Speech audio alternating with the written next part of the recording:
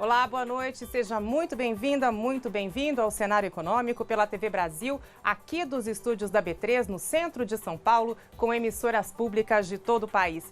Vamos direto para os destaques do dia hoje na economia. A indústria, a produção industrial caiu em 6 dos 15 locais pesquisados pelo IBGE. Grandes empresas lideram o ranking de contaminação dos oceanos, contaminação por plástico. Você vai ver os detalhes e saber quais são as empresas. A produção de motocicletas cresce em setembro, número positivo, baseado aí, tem reflexo de greve dos caminhoneiros, mas também tem essa possibilidade de locomoção, de se deslocar a preços mais baixos. É isso que incentivou também o crescimento do setor. O comércio, a gente tem aqui boa notícia, o comércio está otimista com as festas de fim de ano, vai contratar, então fique atento porque se você está procurando uma vaga, ela pode estar aqui. No estúdio a gente vai conversar com a Natália Garcia, da Foxbit, sobre as moedas virtuais, as criptomoedas. Vamos saber um pouquinho mais sobre a regulação. Você que está interessado, de repente, em investir, já entrou lá, deu uma olhada, achou difícil, achou complicado e mais do que isso, a questão da insegurança, né? Muita gente quer investir, mas ainda se sente inseguro. Então fique com a gente que você vai saber as dicas para investir com segurança. Cenário Econômico está no ar.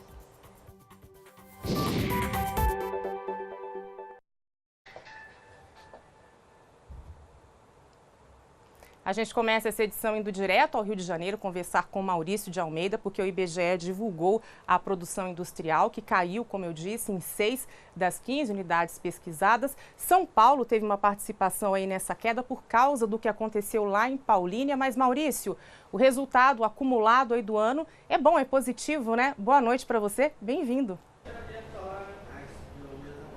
Olá, Vanessa, muito obrigado, boa noite. Realmente, no acumulado do ano, o resultado é bom, mas em agosto acabou tendo uma queda que não foi muito acentuada, mas demonstra um sinal de que os empresários do setor industrial estão analisando cuidadosamente o cenário político e econômico brasileiro e quando existem incertezas, as decisões são adiadas. Por isso, de acordo com o levantamento do IBGE, em agosto, a produção diminuiu 0,3% em comparação com o mês anterior.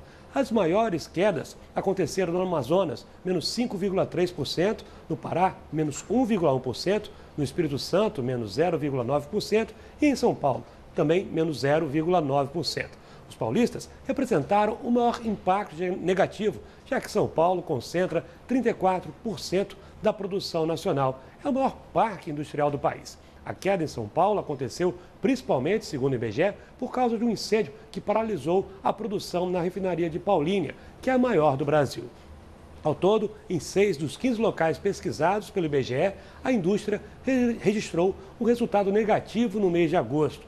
Já no acumulado do ano, como você falou, Vanessa, a indústria tem uma alta de 2,5%, o que já é um resultado positivo, já que no passado a indústria caiu bastante, agora ela começa a ter essa retomada e esse ritmo de espera, período eleitoral, mas passando as eleições, vamos torcer para que tudo volte ao normal. Vanessa.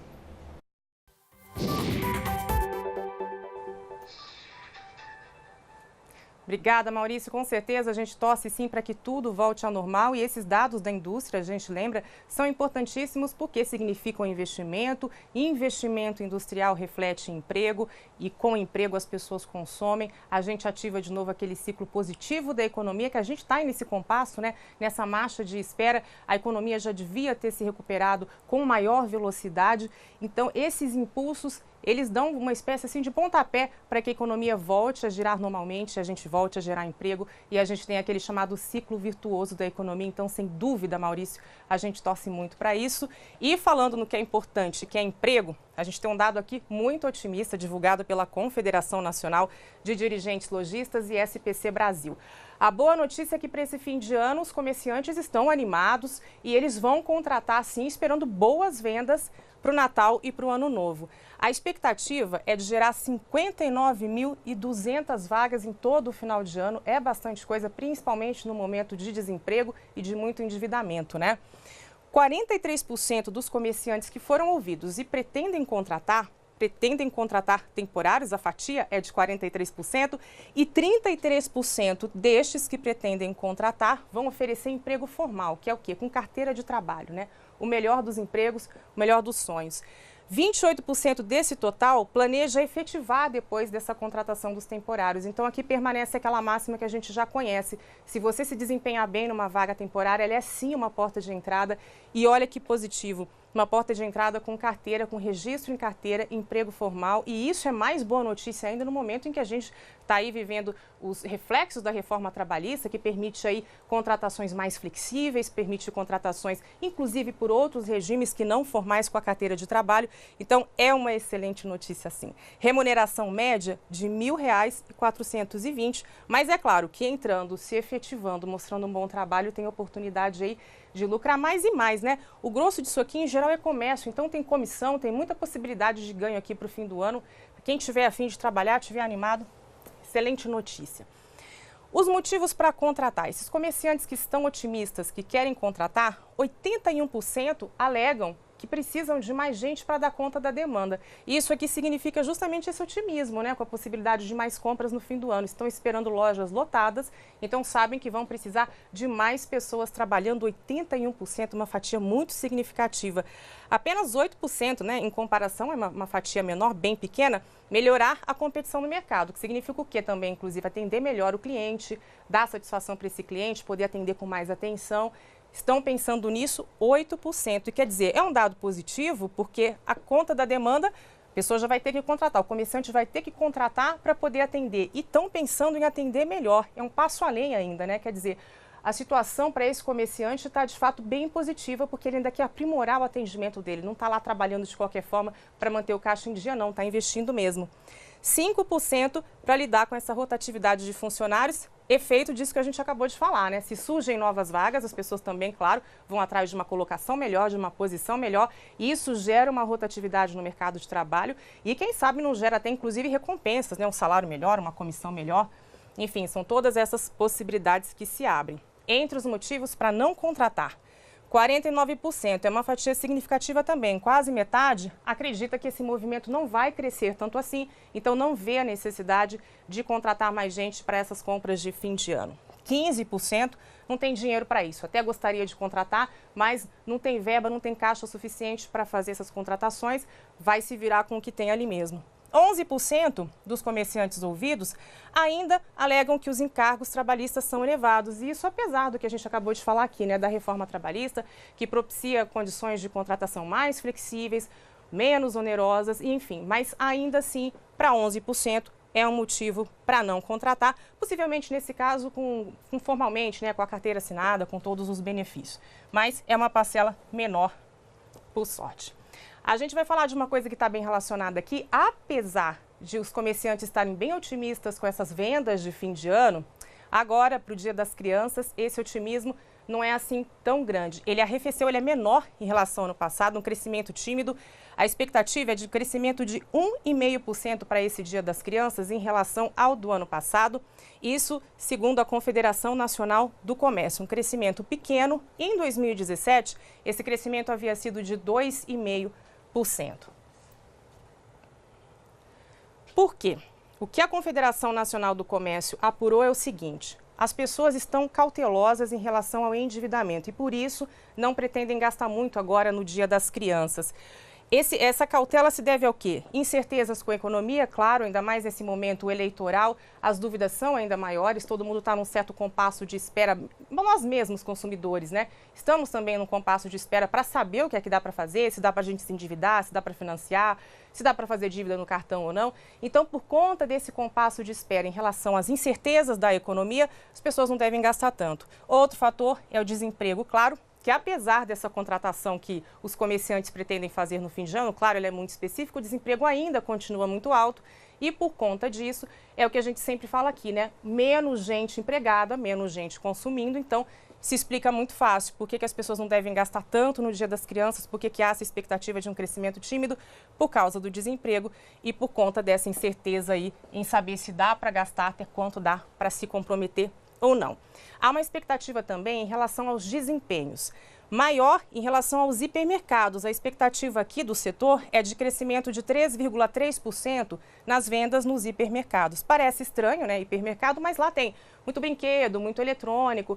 Acaba que a pessoa já vai fazer compra, aproveita e compra o presente do Dia das Crianças. É fácil, é prático, então isso explica esse crescimento esperado aqui. Brinquedos e eletrônicos, 2,6% também no campo da alta. Facilmente explicável, né? Brinquedo a criançada gosta, eletrônicos cada vez mais. É o famoso tablet, celular, onde eles assistem filminhos, jogam jogos. Então, isso cada vez mais, os eletrônicos cada vez mais fazem parte da lista da compra para as crianças. Vestuário, uma expectativa de queda, 1,6%. As crianças agradecem muito, a gente sabe. Livrarias, uma queda de 10,2%. Aqui, muito relacionado a essa crise das livrarias que a gente tem visto. Falamos dela rapidamente até aqui no cenário econômico algumas vezes, mas a gente tem visto livraria fechando, vários grupos imensos de livrarias que a gente tinha inclusive no país estão fechando. É uma crise que acomete todas elas e sim relacionadas a livro, a um consumo menor de livros que infelizmente a gente tem observado no país e tem tudo a ver com essa questão dos eletrônicos que estão subindo. Dá para ler no eletrônico, a gente espera que as crianças também estejam seguindo este caminho. Agora a gente vai falar também de emprego, que tem relação, claro, com essa expectativa menor também para o Dia das Crianças, porque se a expectativa é menor, menos empregos, tem essa possibilidade de maior contratação temporária aí para o final do ano, mas a FGV, a Fundação Getúlio Vargas, trouxe hoje uma radiografia do emprego hoje e do emprego para o futuro. Isso de um modo geral, a gente está falando, claro, do emprego em geral no país, não só do comércio, como eu falei lá inicialmente. Um dos indicadores é esse aqui, indicador de antecedentes de emprego. O que é que ele significa? É como se ele fosse uma prévia. Ele vai indicar para a gente como o emprego deve se comportar daqui para frente, no curto prazo, pelo menos. Menos 3,3 pontos em setembro. Essa pontuação aqui representa a 7ª queda seguida, ou seja, a gente já vem a 7 avaliações com uma perspectiva ruim para o emprego e ela permanece daqui para frente. É a expectativa em relação ao emprego. 91 pontos é também o menor nível desde dezembro de 2016, quando houve uma marcação de 90 pontos. Isso significa, então, que daqui para frente o mercado de trabalho, segundo a Fundação Getúlio Vargas, vai continuar complicado, vai continuar difícil.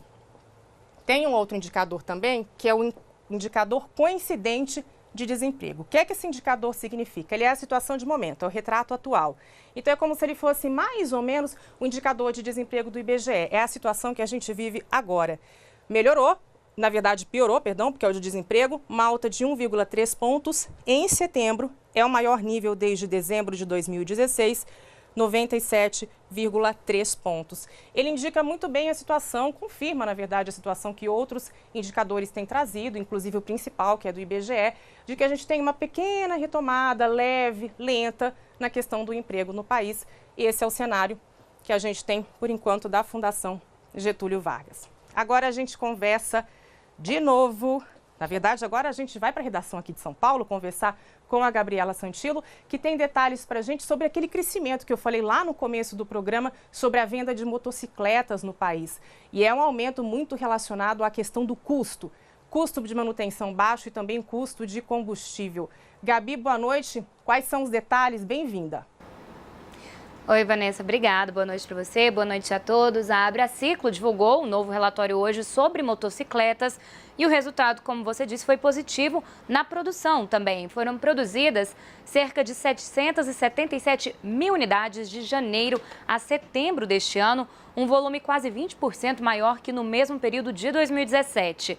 Pensando aí apenas no mês de setembro, o resultado também foi superior, crescimento de 5,2% em relação a setembro do ano passado. Porém, comparando setembro com agosto deste ano, houve uma queda de 23% na produção, o que pode estar ligado com a menor quantidade de dias úteis que teve em setembro. As vendas no atacado, ou seja, das fábricas para as concessionárias, aumentaram 20% comparando setembro deste ano e o de 2017. Porém, novamente, queda se comparado setembro com agosto de 2018. Emplacamento, ou seja, venda no varejo, foram mais de 74 mil unidades só em setembro, alta de quase 12% em relação a setembro do ano passado. No acumulado do ano foram vendidas quase 700 mil unidades, uma alta de 8% também em relação ao mesmo período aí, né, de janeiro a setembro do ano passado. Agora, um dado que chama atenção é a queda muito expressiva nas exportações. Foram exportadas em setembro cerca de 3 mil motocicletas, é uma queda de 70% se comparado com 2017. De acordo com a Abraciclo, o motivo é que a maior importadora do Brasil desse tipo de produto é a Argentina, que vive uma crise econômica que tem afetado e muito no consumo de veículos de todo tipo. Vanessa.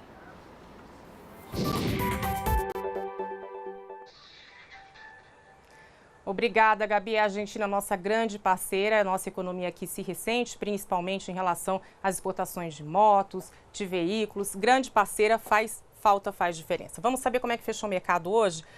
Bovespa fechou estável, o índice Bovespa 0 aos 86.087 pontos, uma marca boa. Isso aqui ainda é reflexo dessa percepção do mercado, do resultado das urnas para o segundo turno, por isso a gente tem em linha com os resultados anteriores, depois da divulgação do resultado do primeiro turno. As ações das estatais, em regra, em geral, continuam subindo. Eletrobras 0,15%, Petrobras 0,83%. Vale não é uma estatal, mas também tem reflexo dessa situação, 1,14%. Apenas o Banco do Brasil, uma pequena queda de 0,51% pontual relacionada ao banco. Vamos lá, dólar comercial, expandir aqui. Fechou em baixa, mais uma vez, 1,47%, R$ 3,71, a menor cotação em 12 meses. Isso é otimismo interno, porque lá fora há uma certa instabilidade em relação ao dólar por conta do FMI, que revisou a previsão de crescimento para vários países, inclusive para o Brasil. A moeda fica um pouco mais pressionada e esse otimismo aqui no Brasil é resultado da avaliação do mercado em relação ao resultado das urnas que saiu do primeiro turno. Cotação do dólar, estou ouvindo aqui a voz do Renato. 2 meses, a menor cotação em 2 meses, foi o que eu disse. A gente vai para um rápido intervalo, continue com o cenário econômico. Estamos de volta com o cenário econômico. O Greenpeace fez uma pesquisa, foi até os oceanos descobrir quais são as empresas que mais poluem as águas com plásticos. Quem traz de novo as informações para a gente, os detalhes, é Gabriela Santillo. Gabi, quais são essas empresas? Vanessa, o resultado não surpreendeu muito não, viu? O top 10 ali é todo de multinacionais. De acordo com um relatório divulgado hoje pela ONG Greenpeace, as empresas Coca-Cola, PepsiCo e Nestlé são as maiores produtoras de lixo plástico do mundo. O Greenpeace tem um movimento chamado Break Free from Plastic, ou Se Liberte do Plástico, numa tradução aí livre, que através dele organizou 239 coletas de lixo plástico em 42 países, nos 6 continentes, faltando apenas a Antártica na pesquisa. Essa coleta resultou numa análise de 187 mil peças de plástico. A Coca-Cola foi a líder desse ranking péssimo. Foram encontrados plásticos vindos da Coca-Cola em 40 dos 42 países pesquisados. O tipo de plástico mais encontrado foi o poliestireno, que faz, por exemplo, copos de café, e também o PET, usado em alguns itens como garrafas de refrigerante. Estudos como esses são muito importantes para pressionarem essas grandes empresas a mudarem suas culturas, a evoluírem, né? Pois bem, as 3 empresas fizeram um acordo de até 2025 mudarem as embalagens. A Coca-Cola diz que até lá tudo dela vai ser reciclável. A Nestlé afirma que as suas embalagens serão recicláveis ou reusáveis. E a Pepsi tem a meta de ter embalagens recicláveis, reusáveis ou biodegradáveis. Tem que ficar agora em cima desse acordo para elas cumprirem, né, Vanessa?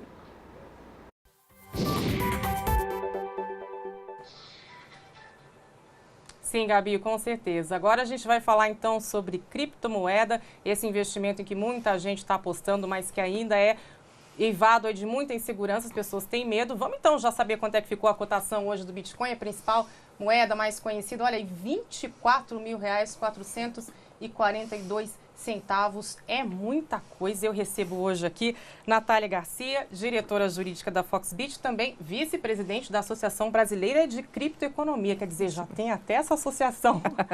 Já tem sim, Vanessa. É um prazer estar aqui com você. Prazer é nosso, bem-vindo, obrigada. Bom, a gente tem visto aí que a CVM tem feito algumas comissão, né, de valores imobiliários, tem feito aí uma tentativa de regular muita coisa, mas ainda muito incipiente, né? Sim. Como é que está essa questão da criptomoeda hoje? Em que ponto está a regulação e a segurança para as pessoas em relação ao que a gente tem disponível? A criptomoeda hoje aqui no Brasil ela não é regulada. Isso não significa que não é permitida a negociação da criptomoeda. Só significa que nem Bacen, nem CVM, nem algum órgão regulador fiscalize as operações em cima dessa troca dessas criptomoedas. E o que justifica isso? Não há uma definição sobre o que elas seriam exatamente? Passa por isso? Isso é interessante porque a gente pode até fazer a gente pode percorrer um pouco os comunicados do Bacen e CVM. Em 2014, foi o primeiro comunicado que o Bacen trouxe falando sobre moedas virtuais, né? Foi a nomenclatura que eles utilizaram na época. E era um alerta, né? Na verdade, era um alerta que eu sei que existe e não confundam moedas virtuais com moeda eletrônica, que eles tinham acabado de lançar a regulação 12865, que era de emissão de dinheiro eletrônico, e eles não queriam que houvesse essa confusão. Em 2017 foi o ano mais movimentado em termos de comunicado, tanto de Bacen como de CVM. A gente teve 2 comunicados do Bacen e 3 comunicados da CVM.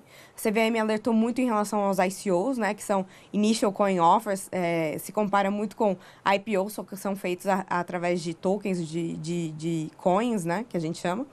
E o Bacen alertou muito sobre investimentos em criptomoedas e principalmente esquemas Ponzi, que vinham acontecendo com muita frequência em 2017. E aí, em 2018, a gente teve a feliz notícia que a CVM liberou investimento indireto de fundos de investimento em criptoativos. Pois é, o que a gente tem mais, né, de mais moderno em regulação nesse sentido, a última regulação, o que é que significa isso? Que a gente consegue investir mais lá fora e não diretamente na criptomoeda. O que isso significa? Que um fundo de investimento que possa fazer investimentos em fundos estrangeiros, esse fundo estrangeiro que ele faz investimento poderia comprar diretamente criptoativos, né? E isso significa que, um exemplo, né, e é só exemplificativo, fundos multimercados que têm uma exposição maior a ações, a CDB, enfim, tem um portfólio mais agressivo, né? Exatamente. Ele poderia eventualmente se expor em uma cota de um fundo estrangeiro e o fundo estrangeiro poderia ter no seu portfólio criptoativos. Agora, é um investimento acessível para nós, pessoas comuns, que não temos tempo de acompanhar o mercado financeiro, não temos, às vezes, ideia do que está acontecendo? É extremamente acessível, tanto é que hoje as bolsas, né, as corretoras, exchanges, a gente costuma nem utilizar a nomenclatura bolsa nem corretora porque não é regulado, a gente utiliza exchange. As exchanges de criptomoedas, elas têm mais cadastros do que inclusive a bolsa, a B3. Então, ele pode ser investimento, né, mas pode ser reserva de valor, pode ser meio de pagamento, mas pode sim um investimento acessível a todo mundo. Basta você fazer um cadastro em uma das exchanges aqui do Brasil, mandar sua documentação, né, porque a maioria pede documentação, muito parecido com você abrir uma conta num banco digital e você depositar um valor para comprar alguma fração de criptoativo. E aí, com quem que fica esse cuidado, né? Quem é que vai ficar ali observando? Porque é possível, muitas vezes, que a gente acaba financiando uma atividade até ilegal, dependendo do Bitcoin que se investe, né? Quem é que acaba ficando com essa responsabilidade maior de investigar, de cuidar do que está sendo investido ali? Hoje é a exchange em si, porque como não existe nenhum órgão fiscalizador ou regulador, a exchange toma essas medidas. Então, hoje a gente adota uma série de medidas, né, de prevenção à lavagem de dinheiro, de prevenção a financiamento de terrorismo. A gente faz um compliance, inclusive, do Bitcoin. Então, tem um sistema que a gente consegue jogar lá da onde veio o Bitcoin e por onde ele passou, que ele me dá um score, né, uma nota para esse Bitcoin, se ele passou por alguma coisa ilícita ou não, se ele é limpo. Uma loja quando a gente vai comprar. Exatamente, como uma classificação do Mercado Livre, sei lá, de bom vendedor, entendeu? Então, e essas exchanges, elas ficam no Brasil, ficam lá fora? No Brasil. No Brasil. A maioria, né? Existem estruturas societárias variadas, né? Mas a exchange, a maioria das exchanges, elas ficam aqui no Brasil. E apesar de elas não serem reguladas, elas se autorregulam. Elas se autorregulam, isso é uma função super importante da Associação de Criptoeconomia, é justamente trazer esse manual, né, de autorregulação, buscando inclusive as práticas que já existem no mercado financeiro, de valores imobiliários, de Banco Central, pegarem as melhores normas, né, que se encaixam na atividade e aplicar. As exchanges, normalmente elas têm elas não são reguladas, mas elas devem seguir algumas regras que já existem, como Código do Consumidor, regra de prevenção à lavagem de dinheiro. Não existe nada que falhe, mas a gente estando na jurisdição brasileira, a gente tem que seguir essas regras. Perfeito. Natália Garcia, muito obrigada pela sua presença aqui com a gente, dando essas dicas para as pessoas que ainda têm medo de investir, mas que os rendimentos, pelo visto, prometem, né? Tomara. Obrigada, Vanessa. O Cenário Econômico fica por aqui. A gente volta amanhã. Adalberto Piotto vai estar aqui com vocês. Até lá. Boa noite.